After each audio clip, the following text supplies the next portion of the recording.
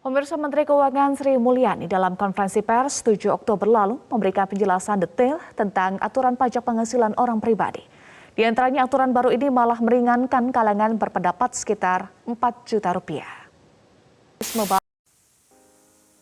Kelompok 9 akan membahas tentang kebijakan penghasilan tidak kena pajak atau PTKP pada UMKM. Kelompok 9 berisi Brenda Febriani, Clara Angela Novia Untu, Isabella Elrika, Sylvia, dan Zevanya Ruth Cantika. Kebijakan penghasilan tak kena pajak pada UMKM. Kebijakan berdasarkan peraturan pemerintah nomor 23 tahun 2018 tentang pajak penghasilan atas penghasilan dari usaha yang diterima atau diperoleh wajib pajak yang memiliki peredaran bruto tertentu. Pada bulan Oktober 2021 lalu, pemerintah telah mengesahkan undang-undang yang berkaitan dengan pajak, yaitu Undang-Undang Harmoni Peraturan Perpajakan atau Undang-Undang HPP. Kebijakan yang diatur dalam Undang-Undang Harmonisasi Peraturan Perpajakan bagi wajib pajak pemilik UMKM. Kebijakan Undang-Undang Harmonisasi Peraturan Perpajakan ini mulai berlaku pada tahun 2022. Tidak hanya untuk wajib pajak pribadi saja, melainkan wajib pajak pelaku UMKM, di mana PTKP-nya sebesar 500 juta dalam 1 tahun. Sehingga penghasilan UMKM kurang atau senilai dari 500 juta tidak memerlukan PPh final sebesar 0,5%. Penghasilan tidak kena pajak sesuai dengan pasal 7 Undang-Undang Pajak Penghasilan nomor 36 tahun 2008. Penghasilan tidak kena pajak atau PTKP merupakan jumlah pendapatan wajib pajak pribadi yang dibebaskan dari PPh pasal 21. Di dalam perhitungan PPh 21, PTKP berfungsi sebagai pengurang penghasilan neto wajib pajak. Masalah yang masih perlu diatasi yaitu faktanya UMKM di Indonesia telah mendominasi sektor usaha di Indonesia, yaitu sebesar 62,92 juta unit usaha. Tapi, hal yang sangat disayangkan adalah kontribusi pada pelaku UMKM yang belum maksimal. Karena baru sebesar 5,8 triliun dari total penerimaan pajak yang besarnya adalah 1,315,9 triliun di tahun 2018. Diterbitkan oleh pemerintah untuk melindungi masyarakat berpenghasilan rendah, sehingga masyarakat dengan penghasilan di bawah PTKP dalam UKM, khususnya di bawah 4,8 miliar, dalam setahun akan diturunkan tarif pajak menjadi 0,5%.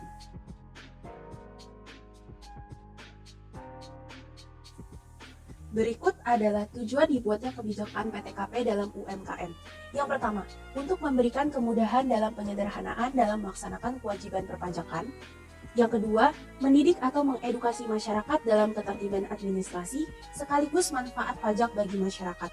Yang ketiga, mendidik atau mengedukasi masyarakat untuk transparansi dalam melaporkan pajaknya sesuai ketentuan undang-undang. Yang keempat, memberikan kesempatan kepada masyarakat untuk ikut berkontribusi di dalam penyelenggaraan negara. Yang kelima, meningkatkan penerimaan PPh dari wajib pajak yang memiliki peredaran bruto tertentu. Dan yang terakhir, meningkatkan penerimaan pajak sehingga kesempatan untuk mensejahterakan masyarakat menjadi lebih meningkat. Saya Brenda yang saya akan menjelaskan tentang klausul modal. Seperti yang kita ketahui, kebijakan PTKP ditujukan untuk melindungi masyarakat Indonesia yang berpenghasilan rendah, sehingga masyarakat yang memiliki penghasilan di bawah PTKP tidak perlu membayar pajak lagi. PTKP juga diyakini akan memberikan dampak yang lebih luas terhadap makroekonomi Indonesia, seperti kenaikan inflasi sebesar 0,06%. Menteri Keuangan menerangkan bahwa kenaikan inflasi ini bersifat inflatoir atau demand pull inflation, di mana inflasi mengalami peningkatan, tetapi memberikan dampak positif terhadap perekonomian. Selain inflasi, penyesuaian PTKP juga akan meningkatkan konsumsi rumah tangga sekitar 0,13%, pembentukan modal tetap bruto atau PMTB sebesar 0,34%, produk domestik bruto atau PDB sebesar 0,16%, serta terakhir penyerapan tenaga kerja hingga hampir 40.000 orang. Nah, siapa saja sih pihak yang berkepentingan? Pihak yang berkepentingan dalam kebijakan PTKP ini yaitu pemerintah Indonesia bersama dengan Kementerian Keuangan Republik Indonesia beserta Direktur Jenderal Pajak. Pemerintah memiliki kewenangan dalam membuat keputusan yang berkaitan dengan penghasilan tidak kena pajak. Misalnya, pada keputusan menaikkan besaran PTKP sebesar 50% pada tahun 2016, yang terkandung dalam Peraturan Menteri Keuangan Nomor 101/2016. Tidak hanya itu saja, seluruh wajib pajak, baik perorangan maupun perusahaan seperti UMKM juga berkepentingan untuk menyesuaikan besaran PPh pasal 21 dengan menggunakan kebijakan PTKP yang terbaru.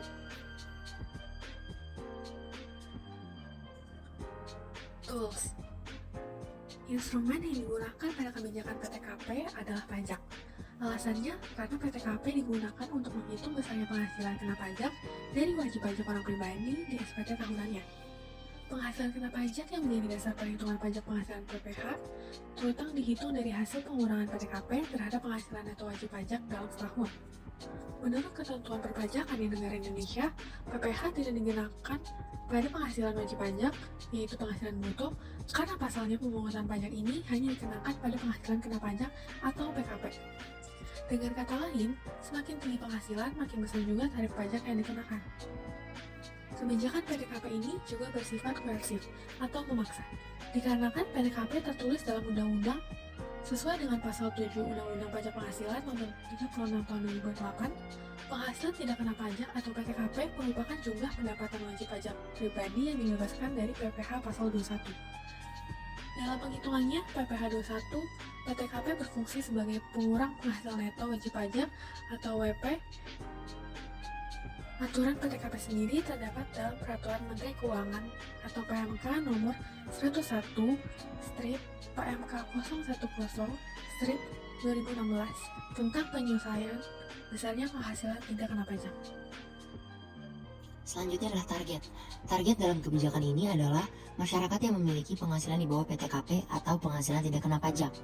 PTKP digunakan oleh wajib pajak orang pribadi yang mempunyai kegiatan usaha dan atau pekerjaan bebas yang dalam menghitung pajak penghasilan menggunakan tarif pajak penghasilan berdasarkan pasal 17 Undang-Undang Nomor 36 tentang pajak penghasilan sebagaimana telah diubah dengan perubahan Undang-Undang Nomor 36 Tahun 2008 tentang PPh dalam Undang-Undang Nomor 11 Tahun 2020 tentang Cipta Kerja atau Omnibus Law. Lalu, PTKP juga digunakan oleh wajib pajak orang pribadi yang berstatus sebagai pegawai tetap maupun tidak tetap yang dalam menghitung pajak penghasilan menggunakan tarif pajak penghasilan berdasarkan pasal 17 Undang-Undang Nomor 36 tentang pajak penghasilan, perubahan Undang-Undang Nomor 36 Tahun 2008 tentang PPh dalam Undang-Undang Nomor 11 Tahun 2020 tentang Cipta Kerja atau Omnibus Law. Selanjutnya, target kebijakan PTKP pada sektor UMKM. Perubahan dari Peraturan Pemerintah Nomor 46 Tahun 2013 yang membahas tentang penerapan pajak penghasilan final bagi usaha mikro, kecil, dan menengah berisikan mengenai penurunan tarif pajak PPh final dari 1% menjadi 0,5%. Namun, UMKM yang akan dikenakan PPh final sebesar 0,5% memiliki ketentuan. Yang pertama, orang pribadi yang melakukan usaha perdagangan atau jasa yang menggunakan sarana sewa tempat atau alat dalam usahanya. Misalnya, pedagang keliling, warung, otomotif, toko kelontong, penjual baju, salon, dan usaha lainnya yang sesuai ketentuan undang-undang. Yang kedua, usaha UMKM yang belum beroperasi secara komersil atau belum memiliki tempat untuk berjualan, misalnya toko online. Untuk pemberlakuan PPh final UMKM sebesar 0,5% hanya berlaku untuk UMKM yang memiliki omset di atas 500 juta dalam setahun. Apabila omset dalam setahun hanya 500 juta atau kurang dari 500 juta, UMKM tidak perlu membayar PPh final sebesar 0,5%. Ada pihak-pihak yang diuntungkan dari kebijakan PTKP. Pihak-pihak yang diuntungkan dari kebijakan PTKP adalah warga atau masyarakat serta pelaku UMKM yang masih mendapat upah di bawah minimum. Maka dari itu, bagi warga yang memiliki pendapatan di atas atau menengah bisa meningkatkan konsumsinya yang tentunya akan meningkatkan perekonomian nasional. Selain itu, dengan adanya kebijakan ini, ada juga pihak-pihak yang dirugikan, baik secara langsung maupun secara tidak langsung. Yang dirugikan dari adanya kebijakan PTKP ini adalah pemerintah dan wajib pajak. Pemerintah dirugikan secara tidak langsung, sedangkan wajib pajak dirugikan secara tidak langsung. Selanjutnya, saya Clara akan menjelaskan mengenai implementasi. Implementer dalam kebijakan penghasilan tidak kena pajak ini adalah pemerintah dan juga Direktorat Jenderal Pajak Indonesia. Mengapa?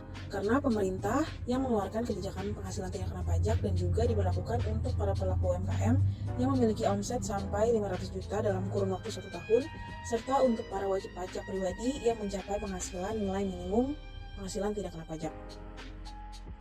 Kebijakan penghasilan tidak kena pajak menggunakan pendekatan top-down approach, karena keputusan hanya dibuat oleh pimpinan tingkat atas yaitu pemerintah dan kemudian disampaikan kepada tingkat bawah yaitu masyarakat yang memiliki penghasilan di bawah PTKP dan juga para pelaku UMKM yang memiliki omset hingga 500 juta per tahun.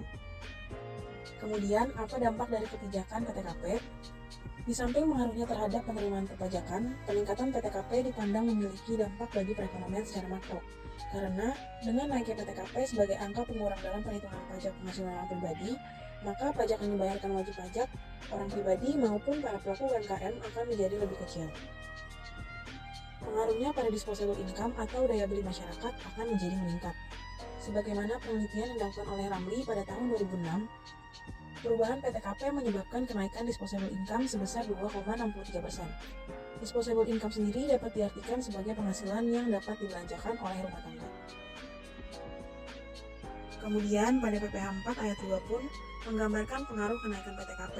Karena semakin kecil pajak yang dibayarkan oleh rumah tangga atau UMKM, maka rumah tangga atau UMKM tersebut akan memiliki uang yang banyak untuk melakukan investasi ataupun simpanan, seperti deposito, obligasi, surat utang negara, dan lain-lain.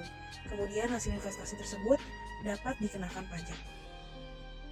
Bambang Bojonegoro selaku Menteri Keuangan berpendapat bahwa walau kita akan kehilangan penerimaan, tetapi akan ditutup dengan upaya ekstensifikasi kepada wajib pajak orang pribadi yang tidak pernah bayar pajak, mengintensifkan 2.000 penanaman modal asing yang tidak pernah bayar pajak selama 10 tahun, pemeriksaan wajib pajak terhadap pembayaran pajaknya, dan juga upaya lainnya.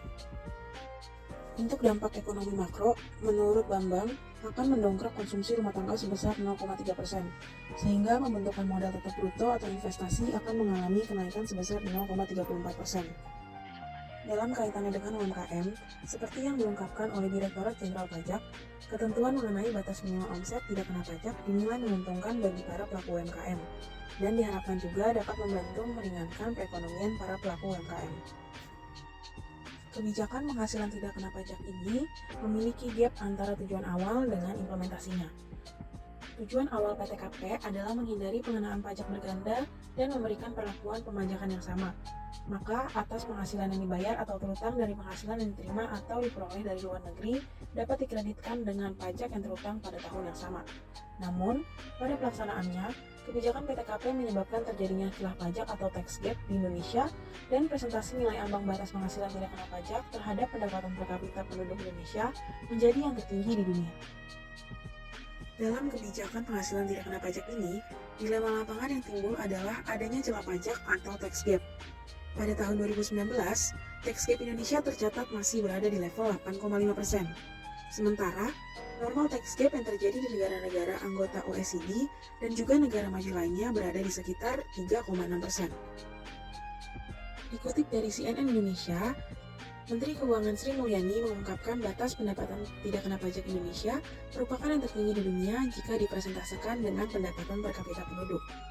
Pasalnya, PTKP terus dinaikkan batasnya dari 15,84 juta per tahun pada tahun 2009 menjadi 54 juta per tahun atau 4,5 juta per bulan sejak 2016 hingga saat ini.